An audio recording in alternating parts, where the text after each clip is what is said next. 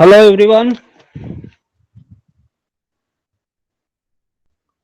Hello. Good evening, Good sir. evening, sir. Very good evening. Okay. Today I told you that we are going to take important session uh, from here. I mean, 2 3 days it may take to finish the topic. That is about what arrays, and this is very important. In many of the programming languages, this feature is supported. So we'll start with the basics of arrays, and today maybe very little we are going to learn, but important. So, can anybody tell me what is an array then? Yes, Amma, CSC, IT. Collection of similar data types, Okay. What is missing in that definition? which are Okay. stored in contiguous memory location, continuous Ah, memory location. yes. Absolutely right, sir. We can treat that as a data structure. Okay, in which we store the collection of elements of similar type stored in consecutive memory location. So, whatever the definition that you said is absolutely right. So, I repeat, sir, array is a collection of similar element stored in consecutive memory locations. So in the definition, three important things are there. One is it is not a single element, unlike the individual variables which we take, where it can hold hardly one element. But here, what we do in array, we can store multiple elements. So therefore, it is a collection of elements. Second important thing about the definition is similar elements. Okay, so this one way we can say it is a drawback, but anyhow, I mean nowadays in the modern languages we have list concepts like as Python, Java like things. We have list here, and that list can store the different data elements. I mean different type of data elements. So like sometimes some few of them may be integers, few of them may be what's the characters likewise. But here in C arrays, the elements which we are going to store are of similar data type. So that means all they should be of integer type, all that should be of float type, or they should be of character type, or any other data type. So they should be of similar data type is what the second important point in the definition. And third very important point is what the elements which you are taking, the collection of elements which are decided to take, all these collection of elements are stored at consecutive memory locations, means one after the other immediately. Okay, so thus if you can easily check the addresses. I'll show you the demonstration about that, how to check the addresses and how we can assume that the elements are stored in consecutive memory locations. Okay, so what is the use of this one? That also we'll discuss, okay, one by one. So thus let us start with the first one. An array is defined as a collection of similar type of data items stored at consecutive memory locations. Absolutely perfect definition. Collection of elements, the two of similar type, and all these collection of elements stored at consecutive memory locations. Okay, that's what the definition. And what type of elements that we can store? Can we store only primitive elements, or can extend that one? Means the answer is yes, sir. Array can store primitive types like as character, integers, all should be of double, or all should be of float type. So these are primitive data types. So primitive data type related elements anyhow we can store, but these arrays which we are creating, in which we can even store the user defined data types, derived data types also, like as all pointers, array of pointers we can say, or all structural elements we can store, or all or the other type of elements we can store. So that means not only primitive data types it takes, but it can even take the data types, derived data type elements also in the array. Then array is simplest data structure which each data element can be randomly accessed by using its index number. Yeah, third also, I mean this third point what it indicates, it does not mean that whatever the collection of elements which are taking and storing in consecutive memory locations, it's not a restricted way that we have to access the elements in consecutive way. No, sir. We can access any random element in between the collection of elements. Suppose 10 elements, collection of 10 elements you have taken, they are stored in consecutive memory locations, and you want the seventh element. Directly we can access the seventh element.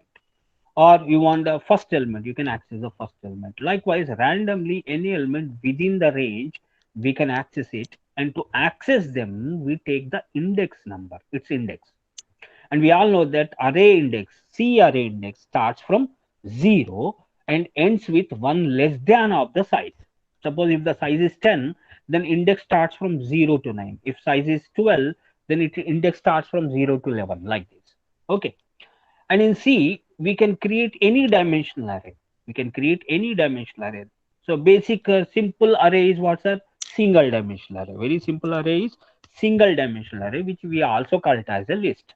Some people call it as a list here. And two-dimensional array, that means two dimensions we have. Okay, like as two-dimensional is always what's are equal to like as your timetable or any table. Hmm. On that we can even refer it as a matrix also, is because matrix also have what's are rows and columns. Likewise, even we can create the three-dimensional, four-dimensional. So there is no restriction of number of dimensional array. So we can create in C language any dimensional array. Okay, then what is the benefit of these arrays? Okay, we are praising a lot about arrays. So what is the benefit means? Yes, absolutely, there is a benefit. In case if I ask you to store, say, 100 employees or say 50 employees salaries I want to store. So basically, if I don't have the provision of arrays, then the difficulty how we face, let us see that. So obviously, since I have to store the salary, so I'm taking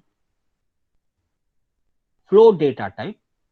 And since we don't have the provision of array, so obviously what I have to do, sal1, comma sal2, comma sal3. Likewise, I have to take, okay, up to sal 50. 50 very individual variables we have to take. So this is what the difficulty. Second difficulty, okay, somehow we have declared, assume that we have declared the 50 elements. Now storing them is again a problem. Sal1 is equal to something 100 rupees. Okay, sal2 like this, we have to store, go on store individual elements in individual variables. Okay, that is also okay, fine. Then accessing also very difficult. Suppose if you want some particular person's salary, then mapping that will become very difficult.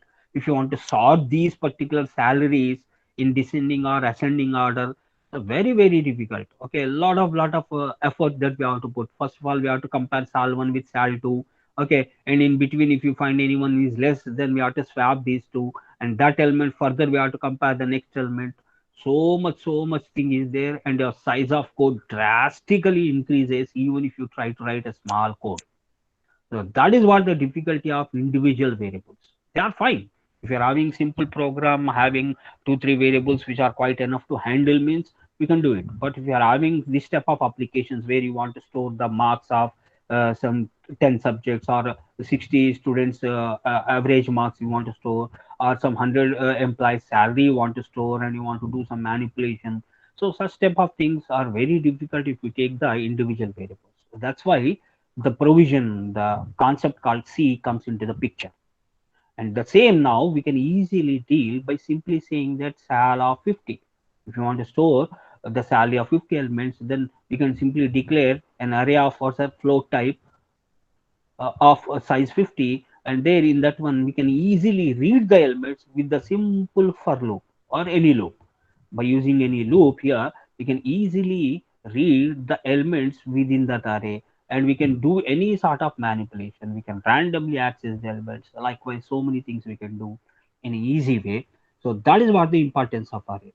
So this is the situation where array comes into the picture. Okay, that's what the advantage. Now we'll learn even the advantage also in future. Then comes what are the basic properties of arrays. So from the definition only, we learn a lot of properties. What are they means? Each element of an array is of same data type. Yes, because of as per the definition, similar elements we are to store. We are allowed to store similar elements. We cannot store the mixed data type elements. And carries the same size. Yes, because of we are storing the similar elements. Suppose you have declared that array of integer of 5 elements, then each element size will be of 4 bytes if it is a 32-bit compiler. If the compiler you have taken it as a 32-bit compiler and you have declared an array of 5 elements of integer type, then each element location, though they are storing in consecutive memory locations, and each element size will be of 4 bytes. Okay, not less than, not greater than that. And elements of array can be randomly accessed since we can calculate the address of each element of an array with a given base address and the size of the data element. Okay, so that means what, sir? From this statement, what we understand is for our easiness, we have index provision, but internally the compiler treats that every element, array element is stored in a pointer. Okay, through pointer we can access the elements randomly. Thing is that we have to traverse to that particular element, and from that element we have to extract it. So this pointers concept in C arrays internally, C compiler treats that the handling of the arrays is made with the pointers only. So here again the picture of pointers come, okay, where we discuss a lot that how a pointer is represented, how we can treat that array is nothing but I mean through pointers internally it access the elements and all. So that pointers related concept we'll discuss it later. But time being, we know already told you that accessing the array elements randomly can be made with the help of indices, but internally that will be converted into pointers only. So that's what the second property. And the third one is all array consist of contiguous memory location. The lower address corresponds to the first element, and the highest address is the last element. Yes, sir. So either you can treat that as an index value or address. If you talk about the address, the first element address is called as a base address, and likewise we go up towards the last element. Okay. So through addresses, it stores the elements. So these are the few properties about what's an arrays. Then comes what are the advantages of C arrays? Fine, arrays are good. Then from this statement of goodness, what are the advantages? Means code optimization. I told you just now. I explained it. Suppose if you want to store the what do you say salary of 50 elements, then hardly we have to take the. I mean, we have to take the 50 the individual elements, and then we have to store them individually, and we have to manipulate them. For that, the size of the code drastically increases. So to overcome that one with a less code, we can handle any program having multiple elements of similar type with the help of arrays. So code optimization means with the help of less number of lines of code, we can do manipulations about the array. And ease of traversing. Yes, again because of they are stored in continuous memory locations. So with the help of simple loop, we can move from one location to the other location. And ease of sorting. Yes, we can do even sorting also. So sorting is part of our lecture. We are going to discuss the different type of basic sorting techniques like as insertion sort, selection sort, okay, and many more. In if you want even divide and conquer related also we'll see. Okay, so then what about that sorting? Sorting can be made very easy instead of taking them individually. If you take individual, it will become very difficult task. And random access. We can access any elements randomly using the index value. So these are the advantages of CRS, but it is having some disadvantage. The main disadvantage is that we have to fix the size. Okay, unlike your linked list, your one of the data structures, linear data structures we learned called linked list, where we can create any number of elements dynamically. Okay, and we can reduce the linked list size, or we can increase the linked list size by adding the nodes. So a lot of things we can do in linked list, but unlike linked list, in C arrays the main disadvantage is that at the time of declaration of the array, at the time of declaration of the array, one has to specify the size of that particular array. That's what the main disadvantage. And to overcome this dynamically, sir, based on the users taste or users requirement, dynamic arrays we can create it. But anyhow, comparatively linked list, your arrays is having such a drawback of fixed size. Size should be declared in advance.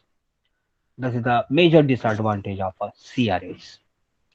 Then how we can declare the CRAs? So for the declaration purpose, here we are all talking about the single dimensional array. Amma. Initially we'll talk about single dimensional array, and one few things are cleared, then we extend to the two dimensional array. So declaration of array in C language is made like this. Data type. First we have to specify data type. Then okay, array name. You give any also user specified name with size. Semicolon. So this was that about the declaration of array. Likewise, how we declare the individual elements in a similar way, array also declared. Only thing is that this subscript we have to show. So this parenthesis, wherever we find, we have to assume that it is an array, because almost all types of parentheses we used. We used flower brackets for block preparation, blocks to prepare the blocks. We use this type of parentheses, open brackets, for function calls and many other structures like as loops and all. We use this type of parentheses. Now we are using square brackets, close brackets, and wherever we use this close bracket is they are used in words or arrays only. Such a brackets are used for array accessing or array declaration. So this what about the array, single dimensional array. And how we are treating that this is single dimensional array means, assume that there is only one pair of parentheses, one pair of square brackets we are using here. So this indicates that we have taken an array of certain name of one dimension, which is linear list. So for example, I want to store the marks of 5 subjects, then I can say my data type is integer, and say marks is my what's our variable name, array name, and the size is what's our, say 5 subjects. 5 subjects are there. So to store the 5 subject marks, I am declaring the size as 5. So I declared like this only. And once if the declaration is made, immediately your compiler will allocate the memory in a consecutive memories with a side by side memories, and each will have similar size, same size. So three elements, four and fifth element. So this treats, okay, as marks of zero. We can take that this as marks of zero. This is marks of one index, and this is the second index, third, and this is the third one. Likewise, this is the fourth one. So thus, index of such an array of size 5 starts with 0 and ends with 1 less than of the size, because actual size is 5, but since we are starting from 0, so obviously the last index is one less than of the size, that is 4. And if we check the addresses, say assume that randomly I have taken the base address as 216, say random I'm taking. So assume that the base address or the first byte of the first location address, if it is 216, then obviously the next one will become 220. Okay, that means each one is of, if you assume that there are 4 bytes, then the next element is 220, and then 224 is the third element. Likewise, 228 is the next one. It goes like this, 232. So likewise, the addresses continuously will be generated. Okay, so this what about the way that how one can declare the array. Okay, then comes, this is what an interesting one. Okay, we learned about how to declare the single dimensional array of certain type, maybe integer or float or any type. Then once you declare, the next step is what obviously comes into the mind is that how to initialize the array elements. For example, one of the initialization methods is this one. You declare that array and then start storing the elements in this fashion. Say again, I'm taking say int a of array of say 5 elements.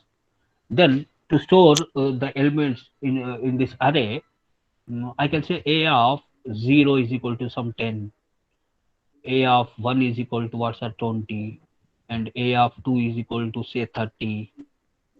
Okay, and then a of 4 is equal to, so 3 is equal to some 40, and lastly a of 4, which is the last index, is what's at 50, something like this I can store. So I can individually pass the index value, and then in that index I can store the element. But this not mean here I wrote all them in sequence order. No, no need.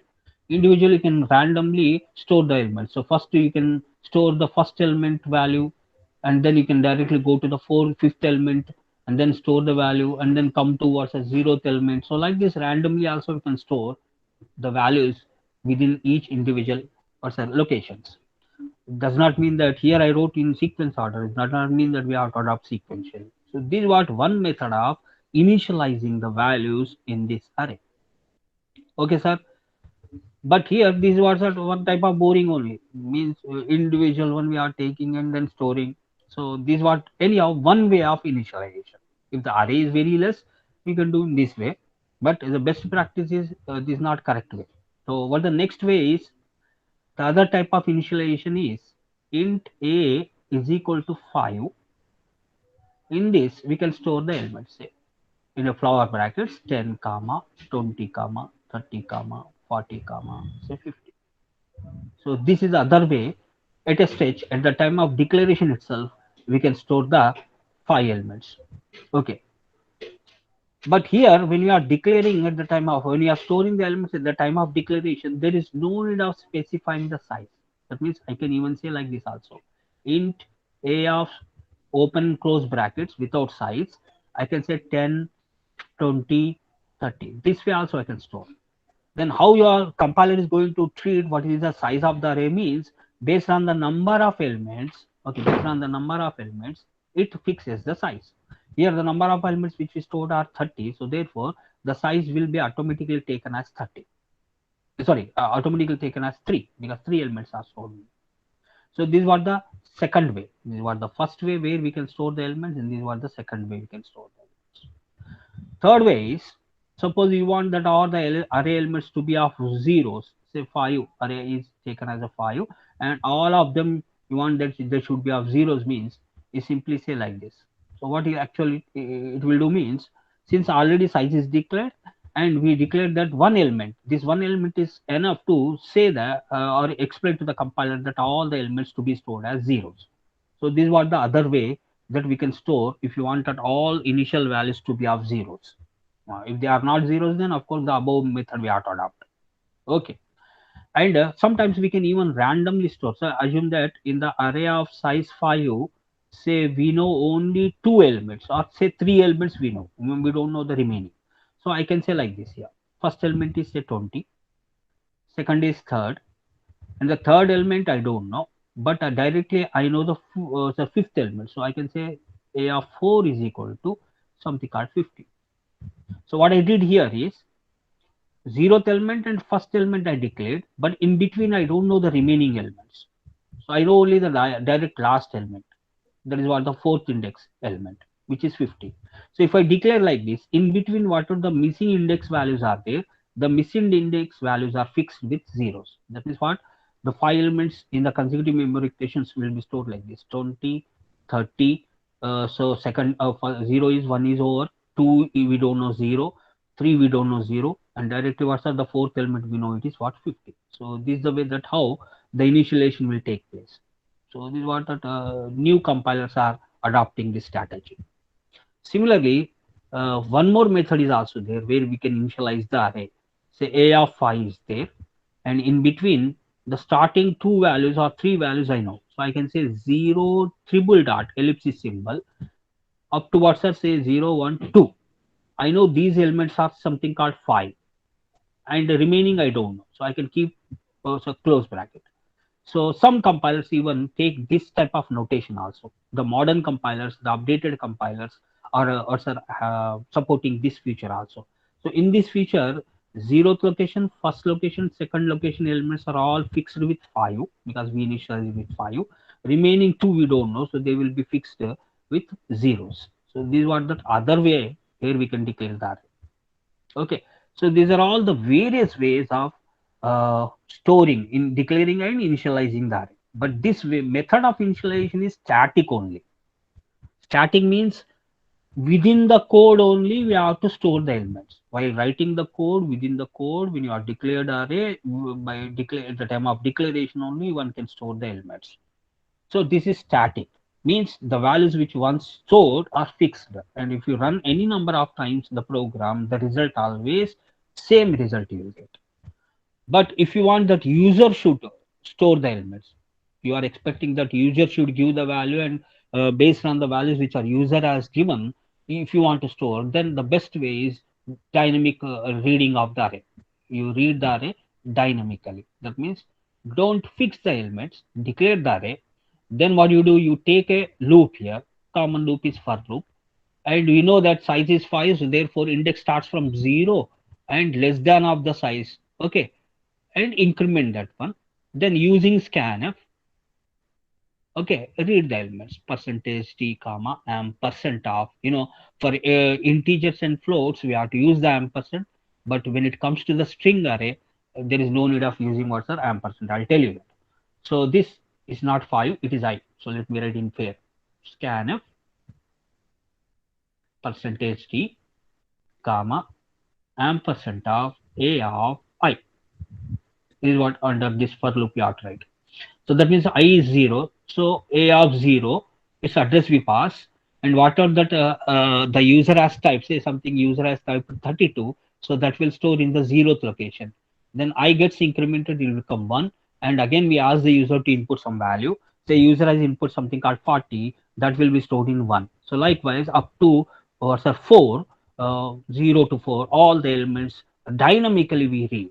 We ask the user to input randomly any value, and that random value whatever the user has typed in the respective index value, it will go and store the value which is given by user. This is what very important.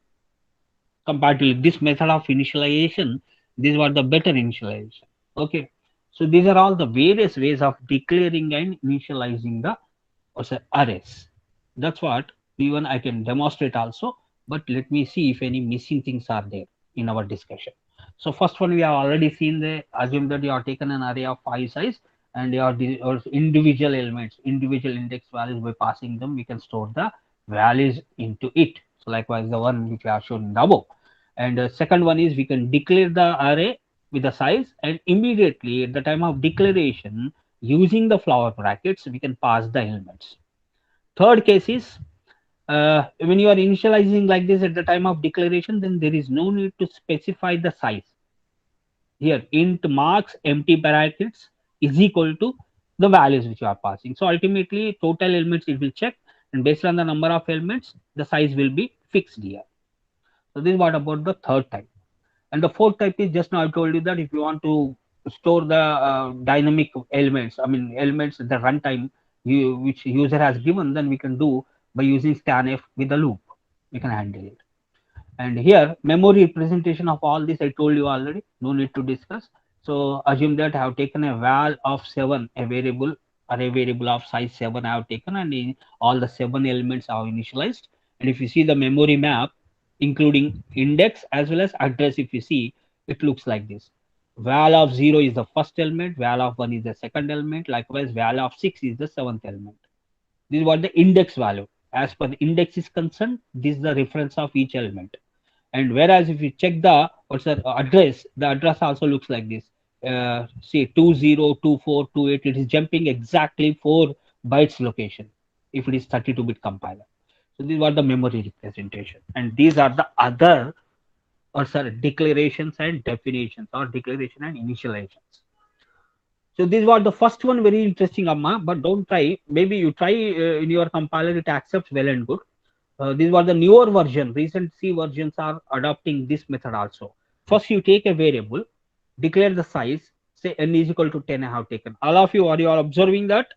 You follow this PPT, Amma. Very important, because so many things I explained it. How one can initialize, and what type of initialization will be what type of result. So these recent versions C compilers are supporting this feature where n, I have taken a variable of integer type having 10. Then what I can do is I can create an array of variable size, that means n size. So there, instead of fixing the constant value there at array2 of brackets, I can use that n value which is 10. So indirectly it's nothing but you are taking an array of 10 size. This is what that one way. Second one is what, int a of 3. I have taken an array of size 3 and equal to open close brackets. I didn't use any values. So size is since already declared. So array compiler will create the 3 consecutive memory locations, and in these 3 consecutive memory locations, since we null statement we have shown, so therefore all the 3 elements will be stored as zeros. And the same equivalent to the third one, int a of 3 is equal to within flower bracket 0 is also equivalent to the above statement. If you don't give any elements, then also by default all the values will be 0. In case if you want physically fix the zeros, then you give only 1 0, that is quite enough, so that the remaining elements will become 0. And the third one is extension of the fourth one, extension of the third one, int a of 3 is equal to 1 means the first element will take as 1, the remaining elements are zeros. In the above case also the same, first element is 0, the other two elements by default they are zeros. Here also the first element is 1, and by default the other two elements are not given by us, so therefore by default they take as zeros. Then the next element, I mean next example, it is again an extension of the above one. Int a of 5, I have taken 5 elements this time and only provided the 3 elements because I know only 3 elements right now, assume that. So 11, 22, 33 are the 3 continuous elements we have stored. So obviously 0th location 11 will be stored, and the first location 22 will be stored, and the second location 32, 33 will be stored, but remaining 2 we haven't passed, whereas we declared already the size is 5. So therefore obviously the other 2 will become zeros, which is equivalent to the second model. If you are not given anything and simply if you keep the empty parentheses, empty flower brackets, then by default all are zeros. Okay, then yes, Amma, any doubts?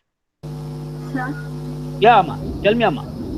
sir, if we don't specify any storage class, sir, it will take auto, no, sir. It's Then not auto's your default value is garbage, no.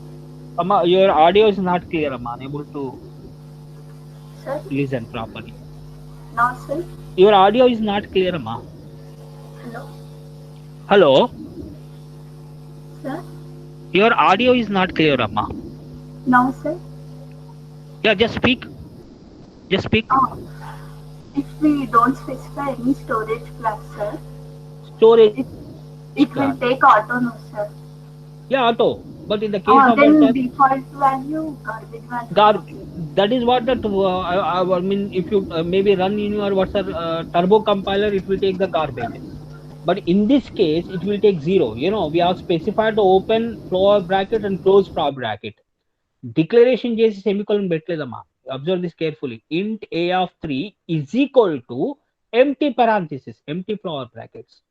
In such a declaration, it takes zeros. And simply if you say semicolon, some compilers will take all of them as zeros. Some compilers will take garbage value. Okay, Nama? Okay, sir. So anyhow, these are the different ways. And now next one, sir. Int a of 7. This I already told you. Int a of 7. In this one, what I understand is 7 elements are there, but bad luck, what I don't have, say 0, 1, 2. Third element is not there. Okay, and fourth element is not there. So these two I don't know. So when I don't know, I can directly give the other two elements, like as fifth bracket, you know, direct within a bracket, square bracket, 5 is equal to 55, then 66. In such an initialization, in between whatever the index values which are not provided by us, they will be taken as zeros. Okay, the next one, in the above case, suppose in case if you don't know the internal or the in middle in between some elements, then there is no need to declare the size, because as usual the last element is 66, so it calculates the total size as what's at 7, because fifth element we provided, sixth element we provided, zeroth element, first element, second element. In between the two missing indices are what's at 0, 1, 2. Third and fourth indices we have not provided. So we directly stated that this is the fifth index element and these were the sixth element. So therefore, in such a case, it automatically calculates the size and size will be fixed to 7. So such a case, no need to declare the size. And lastly, this is what very important. I declared an array of 3 size, but I stored multiple elements, more than 3 elements. See, 33, 55, 66, or nearly how many? 3, 3, 6, 7 elements I stored it. Whereas at the time of declaration, I clearly specified that my array is 3 size only. Now, in this case, some compilers throw error and some compilers will throw warning. In C case, in your C compiler case, it only shows the warning saying that excess elements in an array initializer. So this is what that warning you will get if you are running it in C compiler. In case if you are taking a C++ compiler, it will throw an error that too many initializers for int of 3. So that means an array you have taken it of size 3, but we are providing more than 3 elements. So it throws error. So likewise, even in C also, few compilers may throw warning, few compilers may throw error. So that varies from compiler to compiler. But this is a bad idea. Be careful.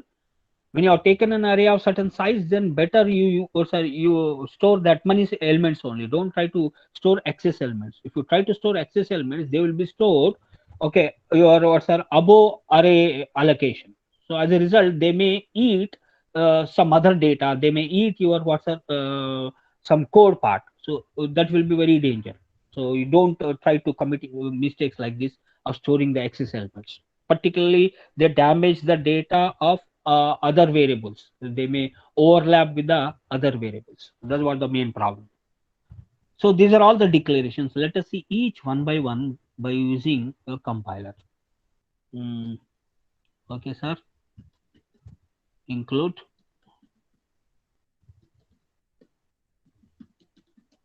uh, so int a of something called 5 I have taken, and I can store the values in it. Say 11, 22, 33, 44, 55. So these are the 5 elements which I stored.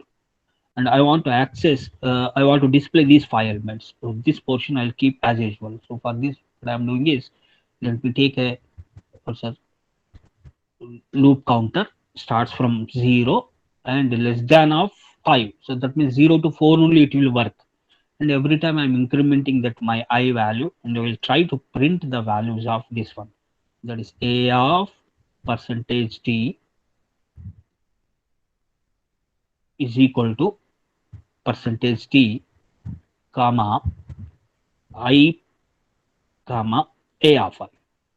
So likewise, both index as well as the element I want to print. This will do it in new line. So let me compile this. So A is undeclared. Okay, capital A is we have taken small a. Okay, I have taken it here again, capital A. Fine. So now let us see that the 11 to 55 what are the elements that we stored, they will be displayed. This was that one method. Second method is I don't want to initialize any values, or otherwise we do one thing. I will not declare the size here. Then also no problem. The size will be fixed to 5 and same result you will get. Then comes what we will do, say size I have taken it as 5, but I didn't initialize any values in it. Empty parenthesis. So in this case, if I run this, check that all the values starting from 0th index to the 4th index all are taken as zeros. Okay, this is what the next one. Then comes in this one, assume that I know few of them, say 11, 22, 33. So only few first 3 elements only I know. Remaining 2 elements I don't know. So obviously the remaining elements will be taken as zeros only. Yeah, 11, 22, 33. Whereas the third index element and fourth index element are taken as zeros. Okay. Then comes here. I don't know the first 2 elements. Then remaining I don't know. So I know directly the fourth element, say which is something called 55. So what I did here in this case is 0th element I know, I passed. First element I know, which is 22, I know, I passed it.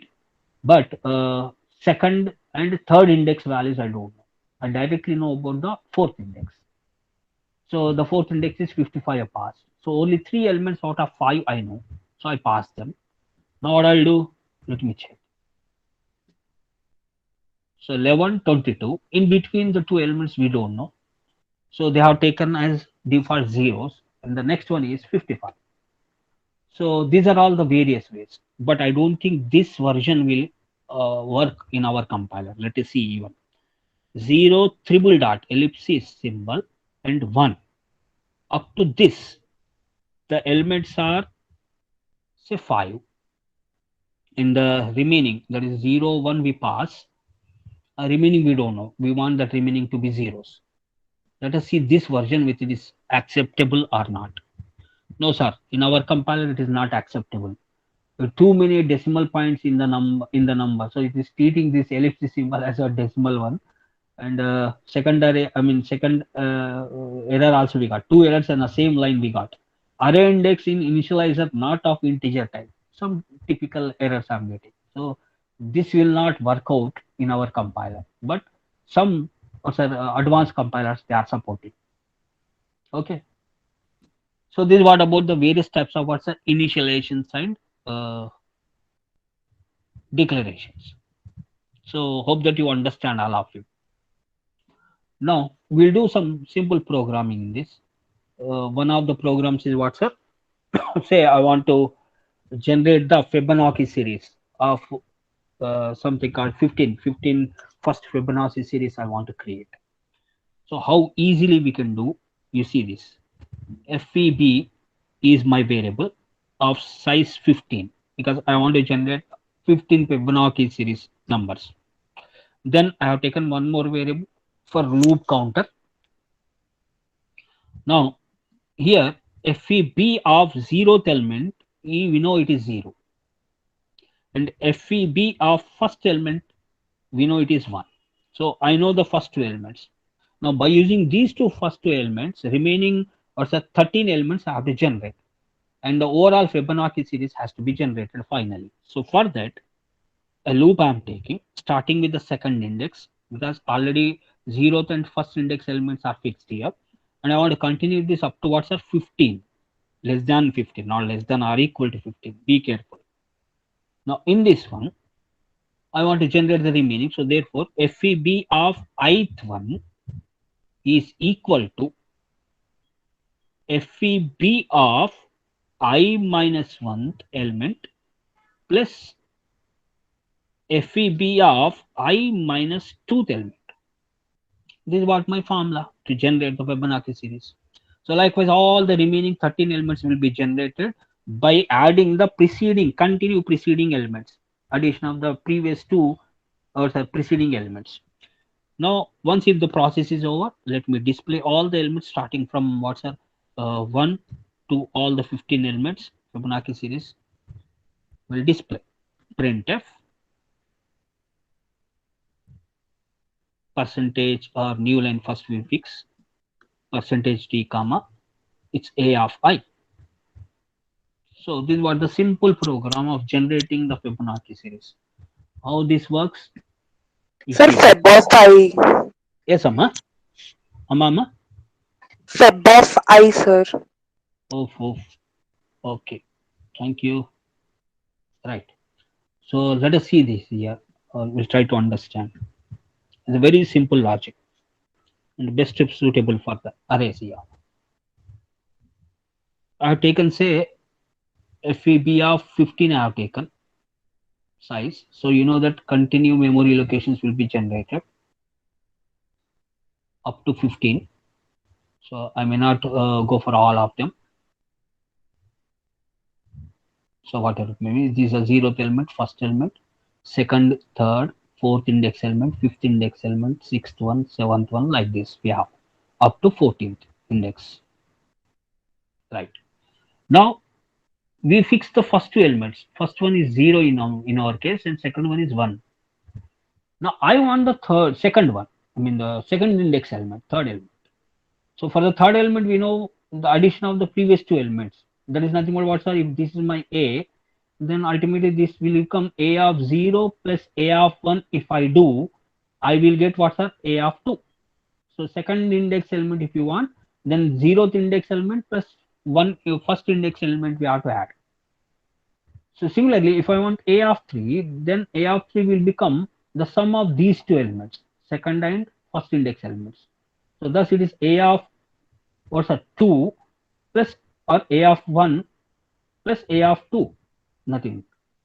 So in general, suppose what is happening here, if I want the fourth one, say for example, so fourth index element if you want, then second and third we have to add. So that is nothing but A of 2 plus A of 3 I have to add to get the fourth index element. But this 2 and 3 we can write in terms of 4. How? This is also equivalent to A of 4 minus 2 plus A of 4 minus 1. Similarly, if I want the fifth element, I can directly now write that A as 5 minus, how much, sir? Fifth element means third and fourth. So so 5 minus 2, A of and A of 5 minus 1. In general, if I want the ith element, then the previous two elements are nothing but A of I minus 2th element plus A of I minus 1th element. This is what the formula which I used here in this one. So this is what here. F of ith element is nothing but I minus 1th element plus I minus 2th element we have to add. So this is what about as a simple code to generate the Fibonacci series of first 15. So this was the generated value. 0, 1, 1, 2, 3, 5, 8, 13, 21 like this up to 377. So my 15th element is 377. So this was the output of that generating of Fibonacci series. Okay. And suppose in case if you want to generate this by using individual variables, it takes a lot of time. I mean, individual variables if you take, storing of them will become very difficult. So hope that you all understand, Amma, all of you. Yes, Amma. Yes, sir. Yes, sir. If you have any doubts, you can go through it. Here, this is one more I have shown: linear search program, searching an element in an array. Okay, so there what we do, we'll write the code for that also. So I've taken say integer, say a of 10 elements, and I comma strcle, some variable for storing the search element.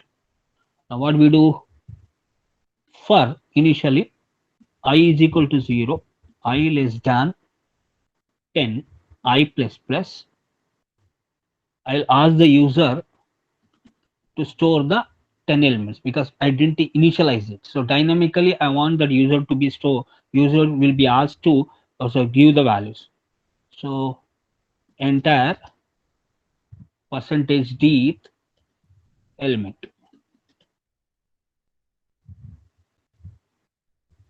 comma I, and to read that one, scanf percentage d comma, what is my array name? A, so ampersand A of I. So here I'm reading. This is what that dynamically how to store the elements. Okay, in the run mode, when you are in run mode, it will ask you to enter the values, and there randomly any value you can store. And once if the storing is over, we'll ask the user to give search element, enter the element to search, and this we read it again through scanf percentage search ele. So this is what that even we are reading the search element which we have to search. Now the actual logic, what you have to do to search the elements, we start from the 0th element and we compare from 0th element to search element. If search element is equal to 0th element, okay, we break the loop, we come out of the loop, and we state that yes, search 0th location is what the element which we are searching. Like this we can pass the message. In case if it is not, then we increment the I value so that we can move to the next element, that is first index element, and the element which is there in the index 1, that again we compare with the search element, our search element. If it is tallied, again we break the loop and we indicate the user that your search element is at the at the position 1. So like this, from starting 0th index, we go on compare the search element with each element of the array. Okay, in case if in between anywhere if you find the search element, we break our loop, and immediately we, after coming out of the loop, we specify the user that this is what the element which you are searching. But if all the elements are searched and nowhere we find the search element, a required element we didn't find, in that case obviously we come out of the loop, and when you are coming out of the loop, I will become 10. I will become 10 there, because until 0 to 9 loop will execute, and while executing, in case if we find, we break in the middle only. If nowhere we are finding the search element, obviously your loop will continue comparing with the search element starting from 0 to 9, and the time will come that I will become 10. I mean, I will become 10, then we come out of the loop, and after coming out of the loop, if I really reach it to 10, then that is an indication that sir, we searched from starting 0 to ninth element, and nowhere no element is tallied, and we simply specify the user that the search element is not found. So that's what the main logic here. So what I will do for this, for I is equal to 0, I less than 10 and I plus plus, again the same loop I'm taking, and starting from this one, if A of I, that's the is 0th index one, if it is equal to search element, both are equal, then I don't want to waste the time, I will break the loop here. So let it continue. So after coming out of that, if I reaches to 10, then it is an indication that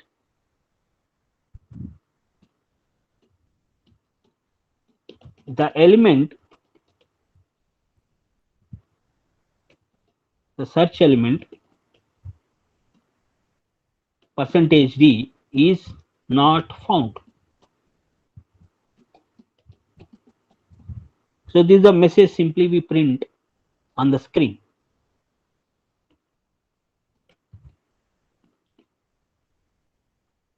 Otherwise, if break is occurred in the middle only, then we can clearly specify that we found the element. The search element or the element percentage D is at percentage D position. So two values we have to print, search element comma position. Position, either by incrementing you can show the position, or directly you can print the I value. If you print the I value, one less than of the actual position you will find. So this is what about the search one. Oh, somewhere we committed the mistake. SEARCH, spell mistake, search element. Yeah. Now let us run this. So it is asking 0th element. 0th element is say 20. First element is 2. Then 45. Some random values I mean 67, 98, 21, 12, 46 or 49. Some 57, 41. So likewise 10 elements I have given, and I will ask the user to give the search element also. I am interested in searching for 12. Remember here 12 is the 6th element amount, so it has to return 6. Okay, no repetition is there. In case if the repetition is there, the first element where the 12 occurs, its position will be returned. So say 12 I am interested in searching, so I have given 12. Now the element 12 is at 6th position. Yes sir, 12 is element 12 is at the 6th position as per the user input. Now once again we'll read the 10 elements. Say 5, 6, 2, 1, 9, 0, minus 1. How many are there? Okay, 8, then 7, then 10. So this time I have given single digit values. Now what I will do, I am interested in searching for 22. We all know that 22 is not present in the 10 elements. So the answer we have to get is what? The element not found. So the search element 22 is not found. We got the message. So this is what about searching, how it has become very easy. Okay, when you have taken it as an array. And anybody, sir, what type of search this is? Ma. Linear search. Linear search, sir. Very good, very good. It is a linear search, because in a linear fashion we are comparing our search element. Linear fashion means starting from 0th index, we are go on comparing the search element with each index value. Okay, and wherever we find that element, immediately we are breaking our process of searching, and after coming out of the loop we are displaying the index. So it is absolutely linear search, and the complexity of this particular state, or this one is what? Big O of n. Okay, linear search time complexity is big O of n, because loop will continue n times, and within the loop, okay, some constant time of computations we are doing it here. Okay, so therefore it will take, this is what the main logic not display and all. I'm not talking about the entire program complexity. I'm talking about the main logic related complexity. So the main logic is if the array size is n, then searching linearly will take big O of n. Okay, just we'll discuss anyhow about all these kind of complexities. Okay, Amma, thank you. I'm stopping it here. Okay, so hope that you understand about linear search. I mean, sorry, you understand about the arrays. Yes, Amma. Sir, Yes, Amma. when we are trying to take, for suppose we declare the array size as 3, sir, Okay. and we are trying to input 5 elements from the user, like we are using a for loop which we are running for 5 times. Yeah, of course. Then in that case, what will be the case, sir? Will we get a warning or Warning what will only. happen? In C compiler, you will get warning only. Okay, it will not throw any error. So when I'm trying to print the elements, how will they get printed, sir? The first 3 elements, will they get printed and followed by 0 and 0? No. First 3 elements you have provided, they will be printed. The remaining are already provided. No, you said that your excess elements you are providing. So the remaining also will be stored in continual location, Amma. Remember. Okay. Say you have taken an array of 3 size and you provided the 5. So all these 5 will be stored in continual locations only. Okay. But as per your size, it is 3 only. And intentionally you are accessing 5 elements, you are storing 5 elements. So these 5 elements will be continuously stored. So But when the yes, Amma. So when I'm trying to print, how will it be, sir? Yeah, they will print as usual. That's what it won't They'll be print outside any. All 5. You run the program, all 5 elements will be printed. But what is the problem actually occurs is these additional elements which are stored, they may store anywhere in your memory, Amma. Means anywhere in the sense what? After 3 elements, the other 2 elements are not your allocated memory. So that other 2 excess elements, they may store it in some another data. They overlap on another data if suppose data is there in that position. Are you getting my point? Hello? Yes, sir. It damages the data. If already data is present in the other 2 locations which are not your property and you are trying to store the additional values, that additional values may overlap and may erase the values which are already stored in that position in case if values are there. Okay. Sir, I was trying in GDP online compiler. Okay. So I gave the array size as 3 and I gave the, like I ran the loop 5 times, like I was giving input 5 times. Okay. So when I'm trying to print it, I was able to scan the elements, like I was able to give the input. When I was trying to print it, I got it as segmentation fault, sir. Yeah, that means what? That compiler is treating in that way. That means already you have declared a size. Say runtime, when you are running that one, it is throwing the error. So it is not compile time error. It is a runtime error. So that your compiler is maybe a smart compiler. It is treating that you have declared an array of so and so size, and you are trying to access the elements above your index, above your size. That's what the problem here. Are you getting? Okay, sir. So your compiler is treating in that way. See here, I have demonstrated that CU1 compilers are obeying the additional 2 types of declarations. Like as first you take a variable, declare the size, then you take the array size and pass that as a argument or size to the array. So that provision some compilers will never entertain. They always say that you declare the size in the beginning only. But the newer versions of C, so many C compilers are there. So many people have generated their respective C language compilers. So many have designed. So some compilers may entertain, some compilers may not entertain. In your case also, at the time of compilation, it didn't throw any error. Am I right? No, sir. It just gave me a warning when I was. That's all.